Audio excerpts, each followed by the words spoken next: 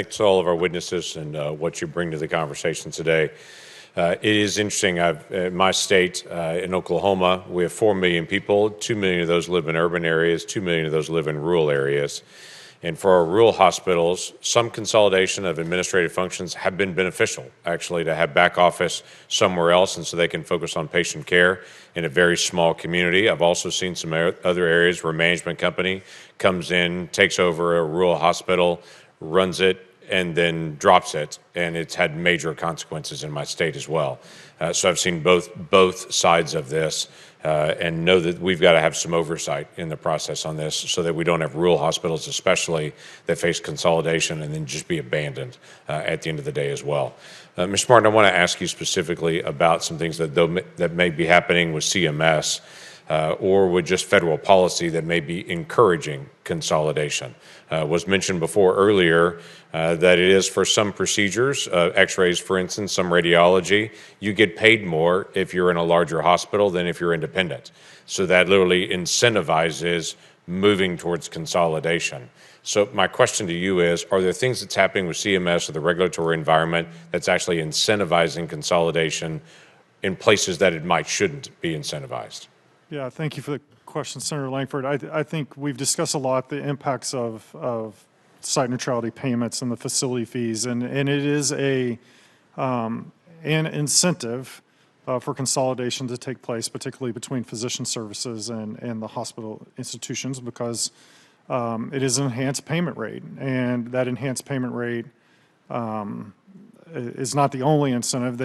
Many hospitals also have tax advantages that allow them to accumulate revenue that they then can use for mergers and acquisition activities that are not available to other players in the marketplace. But I think there are two things that I would point you to that are a direct competition between physicians and hospitals beyond site neutrality, and one is the simple fact that physician payments traditionally have failed to keep pace with inflation. So physician payment rates are stagnant. Hospitals have access to facility fee payments, but they also have an inflationary update that takes place. And then the second thing is institutions' ability to shift care from one location to another once they've consolidated puts a great strain on rural communities. If they move maternity care to a larger facility, that community and those physicians that provide that services in that community are basically left abandoned in many respects, which drives health disparities and other challenges in rural America. Are you saying there is something in the CMS structure, the legal structure right now, that's incentivizing that move out of the rural areas into the urban areas for physicians? Well, with maternity care, there's a number of factors that are contributing to why there's a centralization of that type of care away from rural communities. Yes, there are payment rates and volume rates that are impacting physicians' ability to provide those services in rural communities. A minority of counties in my state have OBGYN services. Yeah. And that's continuing to accelerate. So if I can drill down that a little bit more, you're saying the way that the payment structure is working is actually pushing that towards the urban area out of the rural area.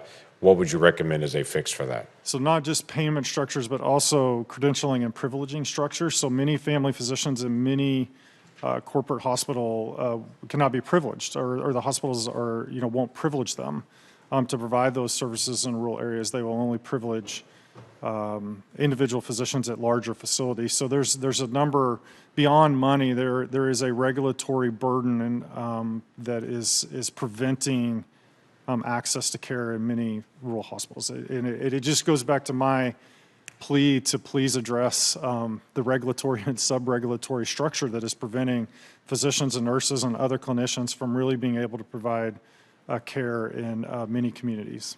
Well, I'm a big believer in providing the options because not every rural community is the same, not every urban community is the same. I have a bill that is the Rural Hospital Closure Relief Act.